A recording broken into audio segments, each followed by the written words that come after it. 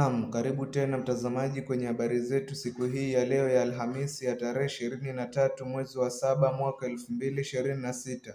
Jina langu ni Eric Masha Douglas. Naam, ilikuwa uongo. HELB yasema haina pesa kufadhili wanafunzi siku moja baada ya ahadi ya Rais William Ruto. Maelfu ya wanafunzi wanaotarajiwa kujiunga na vyuo vikuu na taasisi za mafunzo ya kiufundi TVET Septemba mwaka huu wako hatarini kukosa ufadhili wa serikali baada ya bodi ya mikopo ya elimu ya juu HELB kutangaza kuwa inakabiliwa na upungufu mkubwa wa fedha. Naam, mtazamaji wangu, ili kuzidi kupata habari motomoto kwa wingi, bonyeza subscribe, like, share. Kulingana na ripoti iliyowasilishwa mbele ya kamati ya elimu ya bunge la kitaifa, HELB inahitaji shilingi bilioni 114.36 kufadhili wanafunzi milioni 1.2 katika mwaka wa kifedha wa mwaka 2026 na mwaka 2027. Lakini kwa sasa ina shilingi bilioni 56.7 pekee. Hii inaacha pengo la shilingi bilioni 57.65 pekee. Bodi hiyo ilisema imekuwa ikikumbwa na uhaba wa fedha kwa miaka minne iliyopita, huku idadi ya wanafunzi wanaohitaji msaada ikiendelea kuongezeka. Changamoto kubwa inayoathiri jukumu la HELB ni pengo linalozidi kupanuka kati ya fedha zinazohitajika na bajeti inayotolewa, ilisema katika taarifa kwa wabunge. HELB imeomba Wizara ya Fedha kuongeza fedha ili kuhakikisha wanafunzi wenye mahitaji wanaendelea kupata mikopo na ufadhili.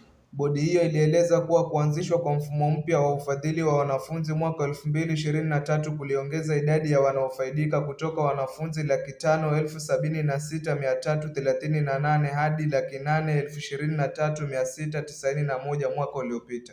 Hali iliongeza mzigo wa kifedha.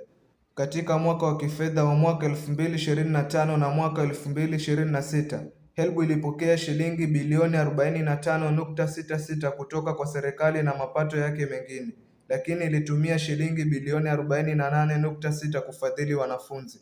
Jumla ya wanafunzi 823,691 walipokea mikopo, huku wengine 23,333 wakinufaika na basari na wengine 364,279 wanaosomea kozi za sayansi, teknolojia, uhandisi, hisabati, ubunifu, uvuvi na kilimo wakipata ufadhili. Haya yanajiri siku moja baada ya Rais William Ruto kutangaza kuwa wanafunzi wote watakaofuzu kujiunga na vyuo vikuu watafadhiliwa kikamilifu na serikali.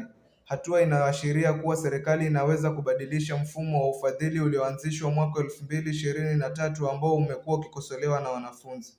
Naam, mtazamaji wangu, ili kuzidi kupata habari motomoto kwa wingi, bonyeza subscribe, like, share.